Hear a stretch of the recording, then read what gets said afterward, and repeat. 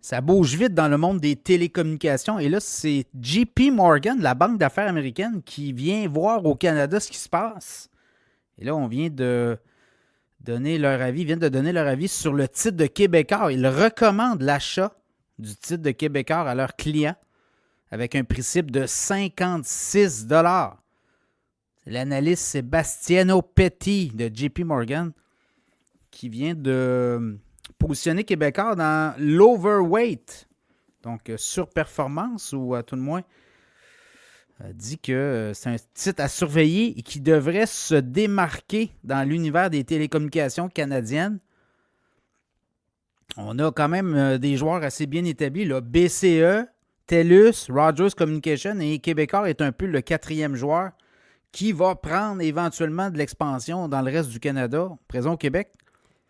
Mais ce qu'on voit là, c'est vraiment un parti pris pour Québécois du côté de l'analyse de JP Morgan. Le titre de Québécois, au moment où je vous parle, a terminé la journée à 49,83 $. Et selon JP Morgan, ben, c'est un titre qui pourrait aller chercher d'ici un an les 56 $. Quand même, il y a un dividende. Hein? L'action de Québécois, vous avez un 35 cents par trimestre, donc quelque chose comme 1,40 $, à peu près. Là. C'est à peu près ça, 1,40 $ par année. C'est quasiment 2,8 % de taux de rendement de dividende.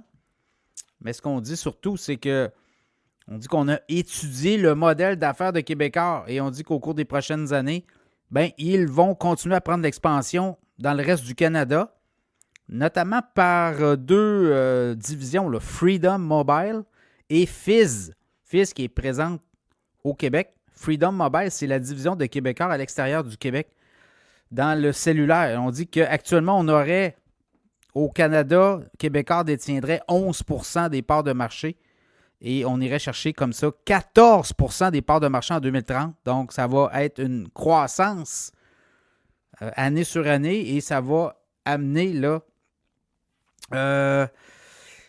Québécois dans un autre niveau. On dit aussi que le dividende, qui est actuellement d'1,40 $, ben, va monter à 2,17 $ en 2030. C'est ce que l'analyste a pu détenir là, comme information. Donc, on a l'intention d'augmenter le dividende chez Québécois au cours des prochains trimestres, des prochaines années. Et tout ça avec des rachats d'actions.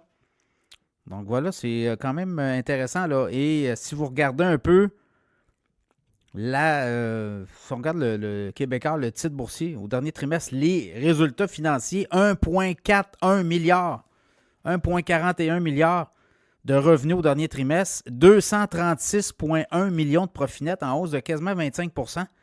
Donc, ça donne un taux de rentabilité net de 16,8 % pour Québécois. Et ben, là-dedans, Québécois, on le sait, là, principalement, l'argent vient de Vidéotron, de sa division cellulaire. C'est de là qu'on tire assurément la majorité des revenus de l'entreprise. Donc, voilà. JP Morgan qui voit un bel avenir en Québécois, surtout au Canada anglais. Et on dit que ça sera un joueur à surveiller, évidemment. Donc, à suivre avec une recommandation d'achat et un principe de 56 $ d'ici un an.